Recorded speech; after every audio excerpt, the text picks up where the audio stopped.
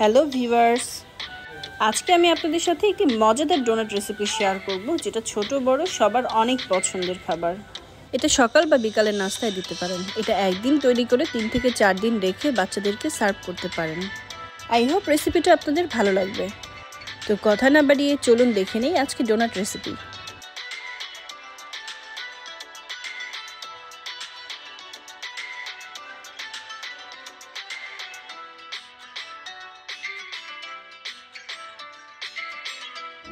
ডোনাটটা বানানোর জন্য আমি এখানে প্রথমে 1.5 কাপ গরম দুধ নিয়েছি।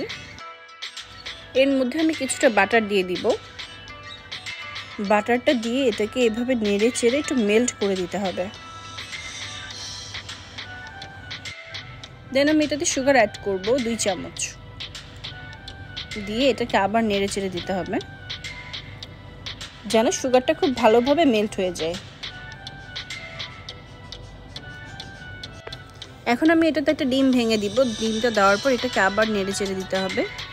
ডিমটা দেওয়ার পরে নেড়ে চেড়ে তারপরে এখানে আমি ইস্ট অ্যাড করব। ইস্টটা একটু ভালো মানের নিতে হবে। আমি এখানে জমজমের ইস্টটা ব্যবহার করেছি। তো ইস্টটা দেওয়ার পরে এটাকে 5 মিনিট রেস্টে রাখতে হবে। ইস্টটাকে দিয়ে 5 মিনিট ঢেকে রেখে দিব। দেখুন আমার ইস্টটা মোটামুটি ফুলে উঠেছে। এটা এখন ডোনাট বানানোর জন্য একদম রেডি। একটি বলে আমি 2 কাপ ময়দা নিয়ে নিলাম। এখানে আমি কিছুটা সল্ট অ্যাড করেছি। এখন এই সল্টটাকে ময়দার সাথে খুব ভালোভাবে মিশিয়ে নিতে হবে। এখন আমি এই ইস্টের মিশ্রণটাকে ময়দার মধ্যে দিয়ে দিব। এভাবে খুব ভালোভাবে মিশিয়ে এটাকে ভালোভাবে মেখে একটা খুব সুন্দর একটা ডো বানিয়ে নিতে হবে। এটা মাখানোর সময় খেয়াল রাখতে হবে ডোটা যেন খুব সফট হয়। আমার এই ডোটা বানানো মোটামুটি হয়ে গিয়েছে। এখন এটাকে আমি একটা সুন্দর গোল শেপ করে দিয়েছি আর উপরে একটু ময়দার গুঁড়া ছিটিয়ে দিয়েছি। এখন আমি এটাকে রেস্টে রেখে দিব আধা ঘন্টা বা 1 ঘন্টার জন্য। আমার এই ডোটা মোটামুটি ফুলে গিয়েছে। এখন এটা থেকে আমি বাতাস বের করে নিব চেপে চেপে। বাতাস বের করার পর এটাকে খুব ভালোভাবে মথে নিতে হবে। এটা এখন যত ভালোভাবে মথা হবে ডোটা ততই সফট হবে। এখন ময়দাটাকে আমি ভালোভাবে মথে নিলাম। মথার পরে আমি এখান থেকে কিছুটা টুকরা টুকরা করে নিব। নিয়ে গোল গোল শেপ করব। শেপ করে একটি ছোট্ট একটি নজল বা কাটারের সাহায্যে মাঝখান দিয়ে কেটে নিব। আপনারা দেখুন আমি ডোনাটটাকে কিভাবে বানাচ্ছি গোল গোল শেপ করে। আপনারা চাইলে এটাকে বেলেও নিতে পারেন। আমি একটু ময়দা ছিটিয়ে এটাকে ভালোভাবে বেলে নিচ্ছি। বেলে একটা সুন্দর গোল শেপ করে নিচ্ছি। এখন এই গোল শেপ করার পরে আমি এটাকে 10 মিনিট রেস্টে রাখবো। একটি প্যানে আমি তেল গরম দিয়ে নিলাম। এখন এই গরম তেলে আমি ডোনাটগুলোকে আস্তে করে ছেড়ে দিব।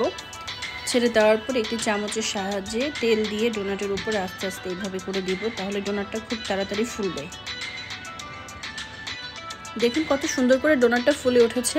আমি এভাবে একে একে সবগুলো ডোনাট সুন্দর করে ভেজে নেব। এভাবে ভাজার পর যখন ডোনাটের কালারটা হয়ে যাবে তখন আমি এটাকে উঠিয়ে নিব। আমার ডোনাটগুলো ভাজা হয়ে গেছে। এখন এটাকে আমি হালকা ঠান্ডা করে নিব। এখন চকলেটটা রেডি করার পালা।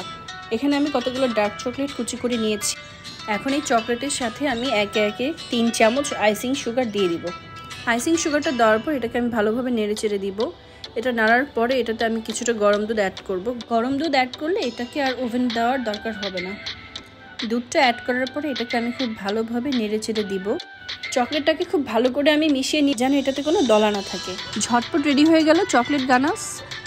এখন আমি এই গানাশের মধ্যে যে ডোনাটটা ভেজেছিলাম সেটাকে ডুবিয়ে দিব।